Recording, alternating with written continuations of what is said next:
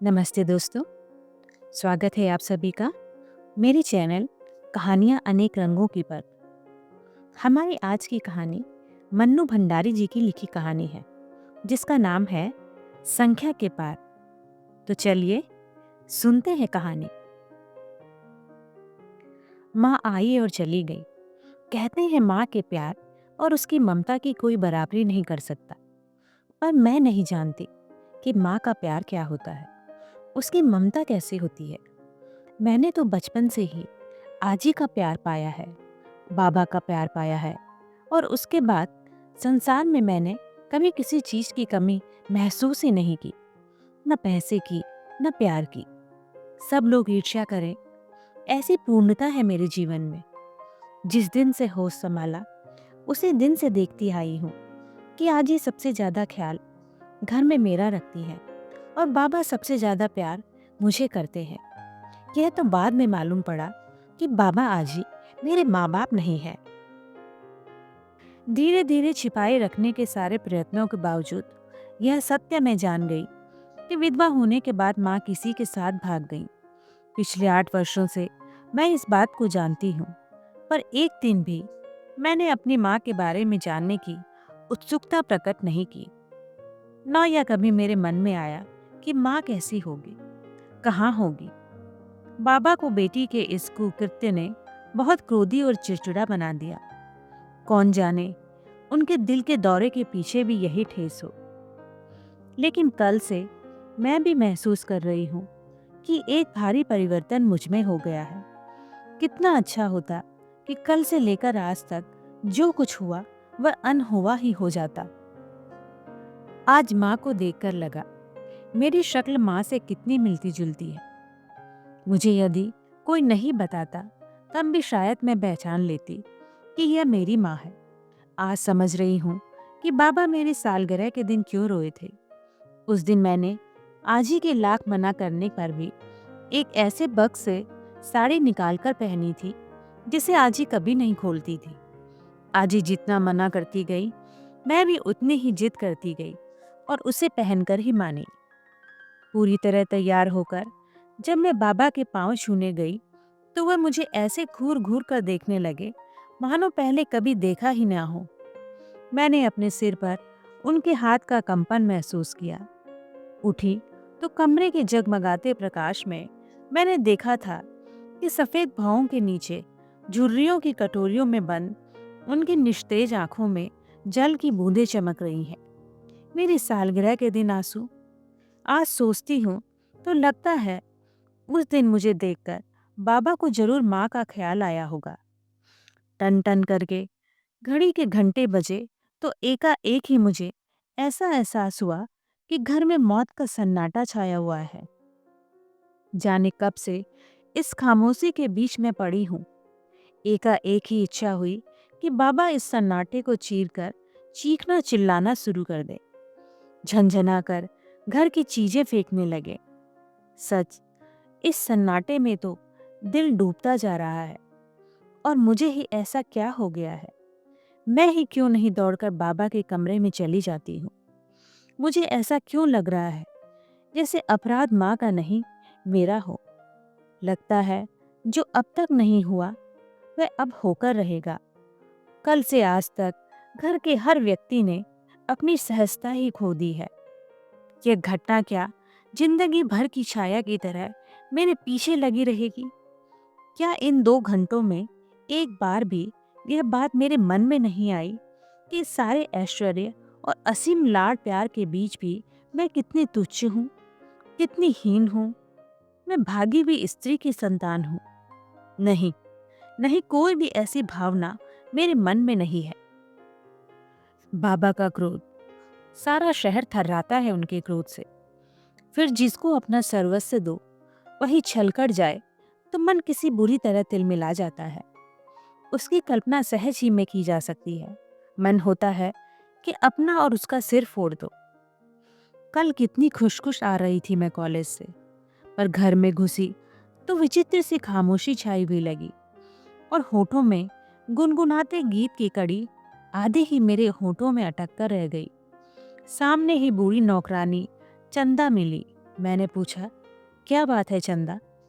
उसने बिना जवाब दिए मेरे हाथ से किताबें छीन ली और चली गई। लगा जैसे कुछ कहते कहते रुक गई, पर मैंने देखा उसकी आंखों में आंसू थे। मैं दौड़कर बाबा के कमरे में गई। आंखों पर हाथ रखे चुपचाप लेटे थे और पास में बैठी आजी बुरी तरह रो रही थी।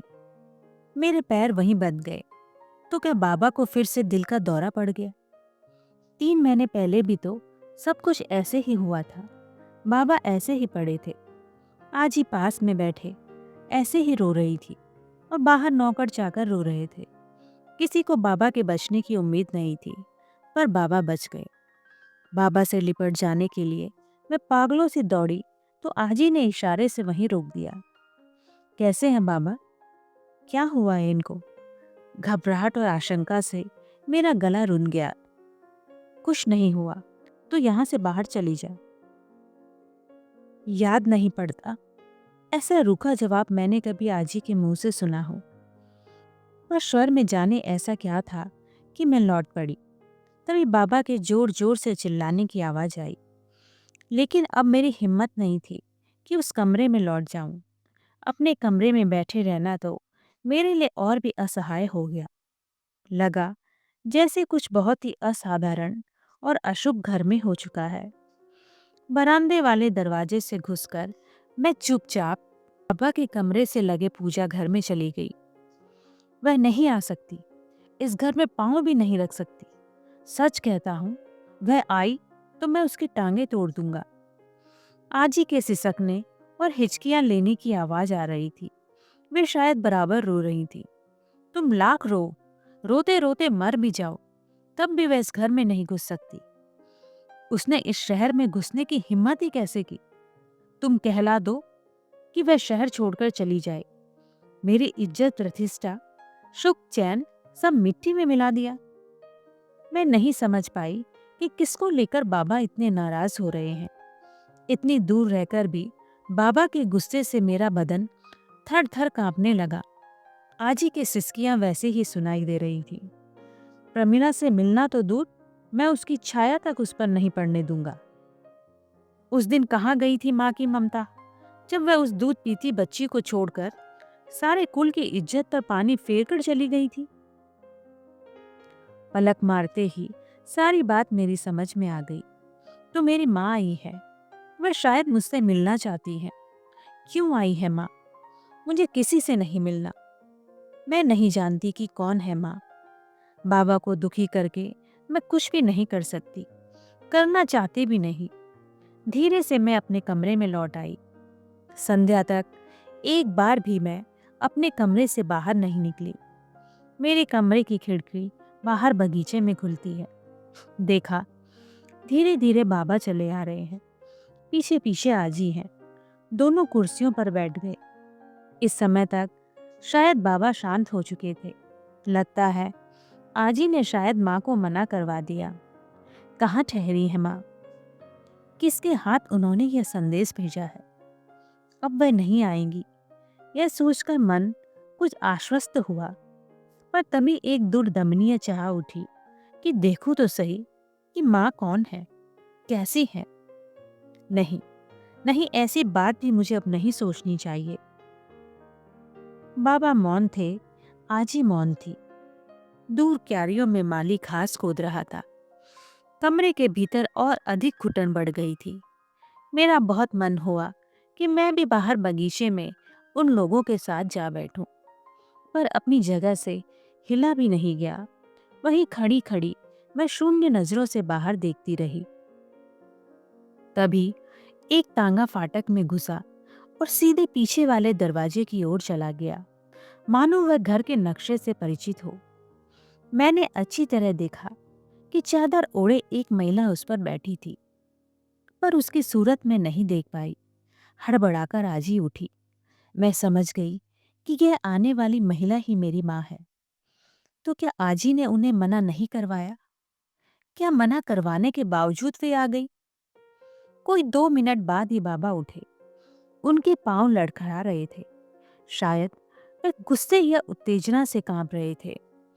कुर्सी के बगल में रखे हुक्के को लात से एक और लुढ़काकर 2-4 गमले तहस नहस कर दिए।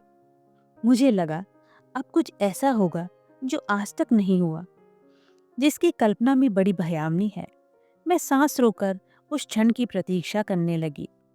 बस अभी अभी बाबा बुरी तरह लताड़ते फटकारते माँ को बाहर निकाल देंगे। वे मुझे देखने की इच्छा प्रकट करेंगी तो उन्हें घसीट कर बाहर कर दिया जाएगा। नहीं, यह सब नहीं होना चाहिए। मेरी आंखों में आंसू निकलने लगे। कब तक उन विचित्र आशंकाओं से आतंकित सी मैं रोती रही, मुझे नहीं मालूम। होश तब आया जब देखा कि वही तांगा लौट रहा है। पहली बार अपनी माँ के दुख, माँ की मजबूरी ने मेरे मन को मत दिया। मैं उठी, दबे पांव फिर उसी पूजा घर में जाकर खड़ी हो गई। कान लगाकर सुनने लगी कि आजी बाबा में क्या बातें हो रही हैं। अभी क्या हो चुका है। एक विचित्र सी भावना मेरे मन में आई। यह छिप छिप कर सुनना क्या स्वभाव की विकृति नहीं? किसी दुष्प्रभाव के कारण ही तो मैं ऐसा नहीं कर रही। क्या यह माँ के अपराध का प्रभाव है? बिना मिले मात्र उसके आने से मुझ में यह पाप आ गया। मन हुआ लौट आऊं, पर मेरे पांव जैसे वहीं जम गए थे। बाबा के कमरे में सभी कुछ शांत था, मानो वहां कोई था ही नहीं। आजी क्या बाबा के पास लौटी ही नहीं? शायद वे डर रही होंगी कि माँ को आना ही नहीं चाहिए था। माँ के जाने से लगा था कि संकट टल गया, पर इस छोटे से पूजा घर में खड़े होकर लग रहा था कि असली संकट तो अब है। मैंने रक्षार्थ ईश्वर के आगे हाथ जोड़ दिए। निकल जाओ मेरे कमरे से। तभी बाबा की क्रोध भरी आवाज से मैं पत्ते की तरह थर्रा उठी। तुमने उसे आने ही क्यों दिया? इस घर में तुमने उसे घुसने ही क्यों दिया? क्यों नहीं उसे घसीट कर बाहर कर दिया? और उनका स्वर आजी की हिचकियों में डूब गया। आजी फूट फूट कर रो रही थी। आंसुओं से भीगे रुंधे गले से टूट टूट कर शब्द उनके मुंह से निकल रहे थे। मेरी बात तो सुन लो, फिर जो तुम्हारी समझ में आए करना। वह तो यूं ही बहुत दुखी है। जानते हो, उसके ससुराल वालों ने उसका सौदा कर दिया और उड़ा दिया कि भाग गई। हाय राम, उन दुष्टों को नरक में भी जगह ना मिले। मेरी बेटी की जिंदगी बर्बाद कर डाली। कितने सालों से वह यह दुख भोग रही है और तुम हो। मैं धम से जमीन पर बैठ गई। नहीं जानती ऐसा क्यों हुआ, पर मुझसे खड़ा नहीं रहा गया। सब झूठ है, फरेब और बहानेबाजी है। मैं किसी की बातों में नहीं आने वाला। दाने दाने को मोहताज कर दिया मेरी बच्ची को। देखते तो कलेजा मुंह को आ जाता। कह रही थी किसी ने बता दिया कि प्रमीला बड़े दुख में है, सो सबसे लड़ झगड़ कर उसे देखने चली आई। कुछ नहीं, उन लोगों ने कुछ लेने लिवाने के लिए भेजा होगा। कान खोल कर सुन लो, मैं उसे फूटी कौड़ी नहीं दूंगा। प्रमीला पर उसकी छाया भी नहीं पड़ने दूंगा। और झन्ने से कोई चीज गिरी, शायद पीतल का फूलदान होगा। देर तक उसकी झन्नाहट कमरे में गूंजती रही। एक बार अगर वह प्रमीला को देख ही लेगी तो क्या हो जाएगा? वह माँ है, तुम उसका दुख क्यों नहीं समझते? बहुत ही याचना भरा आंसुओं में डूबा आजी का स्वर सुनाई दिया। तुम निकल जाओ, इसी समय कमरे से निकल जाओ। मैं तुम्हारी सूरत भी नहीं देखना चाहता। सब मेरे दुश्मन हैं इस घर में। दाने दाने को मोहताज है तो भीख मांगे। जैसे किया उसका वैसा ही फल मिलना था। मैं उसे इस घर में नहीं आने दूंगा, कभी नहीं आने दूंगा। तुमने उसे आने ही क्यों दिया? बाबा की चीख पुकार के बीच आजी की हिचकियां लगातार सुनाई दे रही थी। उन्होंने कुछ कहा, लेकिन मैं समझ नहीं पाई। जाओ, सारी शक्ति लगाकर बाबा चीखे और उनकी आवाज फट गई। ऐसा लगा कि आजी उठकर चली गई। मैं भी निर्जीव कदमों से अपने कमरे में लौट आई और फूट फूट कर रोने लगी। नहीं जानती माँ का दुख मुझे साल रहा था या बाबा का क्रोध। माँ का सौदा हुआ है, वह बहुत दुखी है। कैसी होगी मेरी माँ? उस रात शायद कोई नहीं सोया। आज ही सारी रात अपने कमरे में पड़ी रोती रही। बाबा के चीखने चिल्लाने की आवाज तो नहीं आई, पर कभी कभी कोई चीज जरूर झनझना कर गिरती और घर का सन्नाटा एक बारगी ही कांप कर रह जाता। दूसरे दिन बिना चाय पिए ही मैं कॉलेज चली गई। कॉलेज से लौटी तो हॉल में घुसते ही देखा जमीन पर तस्वीरों, फूलदानों, रिकॉर्ड के टुकड़े पड़े हैं। अंदर चीनी की प्लेट, प्यालों के टुकड़े मिले, पर ऐसा कोई नहीं मिला जिससे दो शब्द पूछ सकूं। हालांकि ये टूटे फूटे बर्तन ही सब कुछ बोल रहे थे। तो आखिर आज भी माँ आई, और जो कुछ कल नहीं हुआ वह आज हो गया। यह तनाव, यह घुटन तो खत्म हो गई। तभी ख्याल आया कि कैसे निकाला होगा माँ को। अपने बचाव के लिए माँ ने भी कुछ कहा होगा, या यूं ही चुपचाप चली गई होंगी। पर यदि वह मुझे ही देखना चाहती थी तो सवेरे क्यों नहीं आई? क्या आज ही ने उन्हें नहीं बताया कि सवेरे मैं कॉलेज जाती हूँ? मेरी आड़ लेकर कहीं वे सचमुच पैसा लेने ही तो नहीं आई, और आज भी ऐसे समय आई जब मैं नहीं थी। एक अव्यक्त घृणा से मेरा तन मन सिहर उठा। चंदा खाना लेकर आई तो थाली लेते हुए पूछा, माँ क्या आज भी आई थी चंदा? नहीं, मालिक तो नाहा के नाराज हो रहे हैं। बहू जी बेचारी तो रो धोकर आधी हो गई। घर की आधी चीजें तो मालिक ने तोड़ फोड़ डाली। अब उन्हें कौन समझाए? जिस बात को बीते इतने बरस हो गए, उसे लेकर यह सब करना क्या अच्छा लगता है? इच्छा हुई चंदा से बहुत कुछ पूछूं।